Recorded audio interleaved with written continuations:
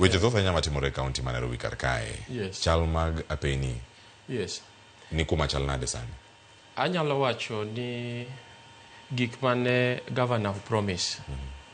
Anyalo wacho ni kaka ng'at matiyo e county kendo mochung'ne migawo mar barabara. Anyalo wacho ni osetimo maberie moloyo. Mokwongo ber ng'eyo ni kaka minister or jatelo mochung'ne weche mek yore to gi apaya yore weche mek wuoth to gapida e county ma Nairobi. Wasebedo gi weche mang'eny mag ng'iyo kaka wakelo ne jopiny dongruok mane governor promise gi. To mae nochakore immediately mane county ochako. Nikech ago erokamano ne moluor migosi Raila Amolo Odinga mar Nyasaye ket chunye kamokwe.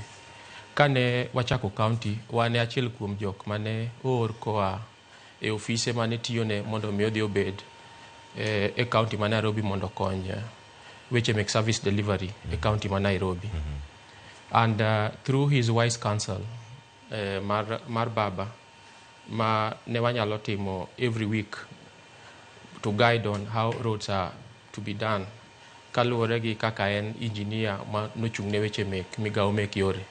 Ne wadwa bedo gi yot kabisa kuom hakikisha ni ahadi kata promises mane governor omiyo ji and many others mane oko promise waketo a step mamoko iloso to moko sama wuoyi kodi ni e process miloso.